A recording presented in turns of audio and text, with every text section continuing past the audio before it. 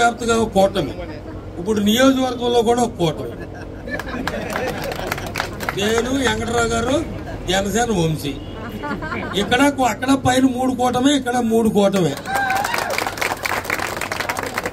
BJP వాళ్ళు కూడా చాలా చక్కగా మన నియోజకవర్గంలో అరమరికలు లేకుండా భారతీయ జనతా పార్టీ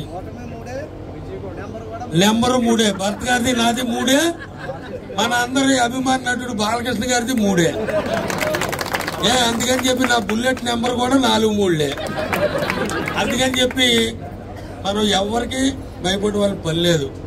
మన సమీప ప్రత్యర్థిలాగా మీరు గాని మేము ముగ్గురం గాని ఇక్కడ ఉన్న వాళ్ళు ఎవరైనా మన వార్డు అధ్యక్షులు ధర్మారావు గారు కానీ, సురేష్ గాని, బాలస్వామి గాని, రామణి గాని వరలక్ష్మి, అందరూ మన పేర్లు మర్చిపోతాను ఎక్కువ చేస్తే క్షమించండి. అందరూ ఎవరు ఇక్కడ శ్మశానాలు ఆక్రమించలేదు, చెరువులు ఆక్రమించలేదు, గడ్డలు ఆక్రమించలేదు, రోడ్లకు అడ్డంగా ఇదేది దిగ్గరెడ్డి వాస్తు కోసమని క్రిస్టియన్ భూములు ఆక్రమించి రోడ్డుకు అడ్డుగా అధికారం ఉందని ఏమి అడ్డు పెట్టలేదు. ఇటువంటి పనులు మనం ఏం చేయలేదు. అందుకని మనం ఎవరికి భయపడవలసి పని లేదు. భయపడవలసింది మన మీద పోటీ చేసినోడు. ఎందుకంటే మే 13 తర్వాత ఇక జూన్ 4 రిజల్ట్ వచ్చినాక ఉండడు. ఆల్రెడీ నేను వ్యాపారం వైజాగ్లో చేసుకుని హైదరాబాద్ పోతాన్నాడు. మళ్ళీ ఎందుకు చేశాడు అది ప్రజలు మనం అడగాలి. ఎలాగే వెళ్ళిపోతాడు. ఇప్పుడు జగన్మోహన్ రెడ్డి పోతాడు, ఈయన పోతాడు, అందరూ అస్సామే, ఇంకా అందరూ అనుమానమే లేదు. అది పరిస్థితి అక్కడ రాజకీయం. ఇటువంటి పరిస్థితుల్లో మనం నీతి నిజాయితీగా బతికేవాళ్ళం.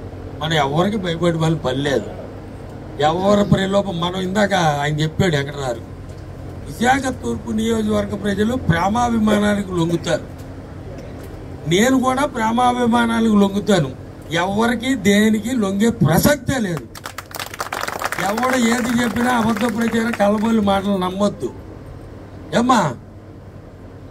ఎందుకంటే విశాఖ తూర్పు నియోజకవర్గంలో ప్రజల్ని మన సమీప ప్రత్యర్థి, ఎందుకంటే ఆ పేరు కూడా చెప్పొద్దు కాదు నాకు, మన మీద పోటీ చేసే ప్రత్యర్థి ఏమ్మా నోటుతో ప్రయత్నం చేస్తున్నాడు.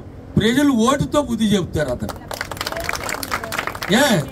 అంతేకాకుండా తూర్పు నియోజకవర్గం నుంచి మీ ఆశీర్వాదంతో 3 సార్లు గెలిచాను, మళ్ళీ 4వ పోటీ చేస్తున్నా. నియోజకవర్గం మీరు తలవంచుకునే విధంగా నేనే తప్పుడు పనులు చేయలే. ఏదో సాయిబాబా దయ వల్ల, తల్లిదండ్రుల దయ వల్ల ఎంత ఆస్తులు ఉన్నాయి, నాకు తోచింది ఏదో ఖర్చు పెట్టి తిరుగుతున్నాను. మీకు చెడ్డ పేరు తీసుకురాలేదు. రాష్ట్రంలో మీరు ఎక్కడికి వెళ్ళినా సరే మేసాల బాబు అంటారు తప్పితే మన ఎంపీ గడిలాగా మోసాల బాబు అయితే నన్ను అన్నారు, ఆయన్ని అంటారు. జగన్మోహన్ రెడ్డి గారు విశాఖపట్నానికి ఏమి న్యాయం చేశాడు మీ అందరికీ తెలుసు. న్యాయం చేశాడు, రుచికొండ బోడిగుండు చేశాడు. ఎంఆర్ఓ తహసీల్దార్ ఆఫీసు ఈనాడు దగ్గర సీతనారు తాకట్టు పెట్టాడు. సర్క్యూట్ తాకట్టు పెట్టాడు. గోపాలపట్నం రైతు బజార్ తాకట్టు పెట్టాడు. ఇంకా దౌర్భాగ్యం ఏంటంటే కొమ్మాదిలో ఉన్న అంగవికల పాఠశాల కూడా తాకట్టు పెట్టాడు. ఇక అంతకన్నా దారుణం అమ్మా, హ్యాండిక్యాప్డ్ పిల్లల పాఠశాల కూడా తాకట్టు పెట్టాడు.